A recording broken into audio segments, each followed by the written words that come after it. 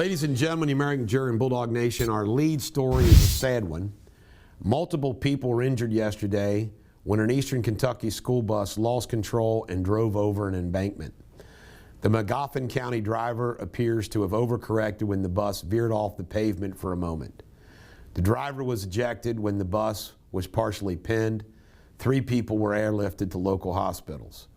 Several injuries were reported, ranging from minor to severe, but no specifics given. I think there was like 14 to 18 kids hurt. You know, there's nothing worse than these school bus accidents. It just makes everybody scared, the whole community scared. Wish nothing but grace of God and healing and peace to all those involved.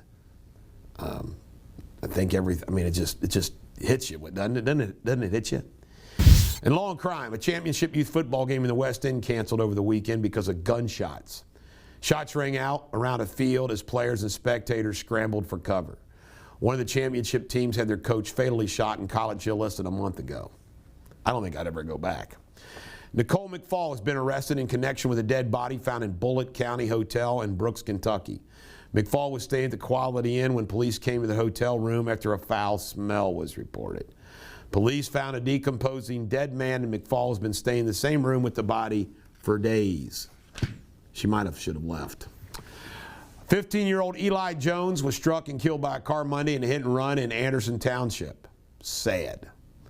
The Anderson High School sophomore was closing Clough Pike when he was struck by a vehicle around 1 a.m. Investigators looking for answers. They believe the suspect's vehicle is a Honda Civic missing a fender. In local news, a sad follow-up to a hit-and-run story we just talked about. 56-year-old Doug Sansel and his 2 sons were the first to find the Anderson boy on the scene and called 911. Sansel's sons waited for first responders, read out a statement, then drove away from the accident. 6 minutes later, the Good Samaritan pulled in the parking lot, suffered a heart attack, and passed away on Monday.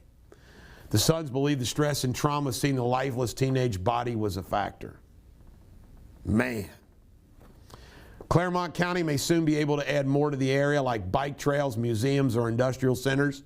Clermont is one of 32 Ohio counties eligible to apply for $500 million in state funding for Appalachian areas.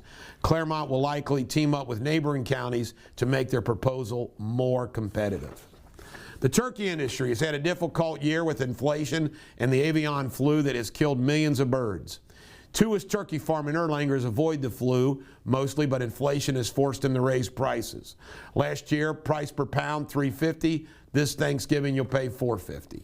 Kentucky state news. Last week in the midterm election, Kentucky voters decided they would not support a ban on abortions.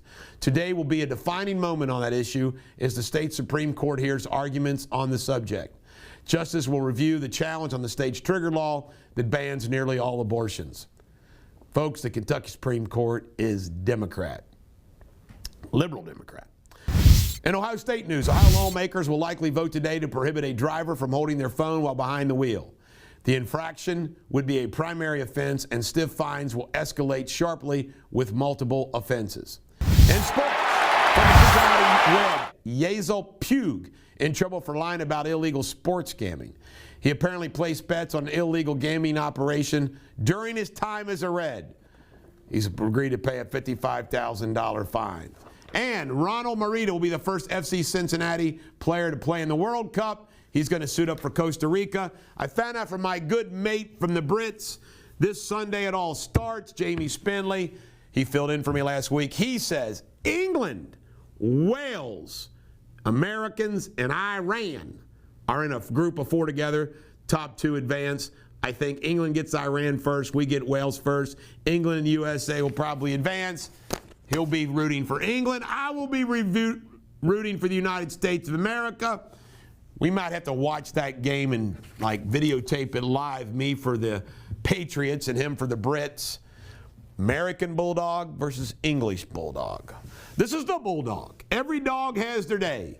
God bless America, and may God save the Queen for our good allies, the Brits.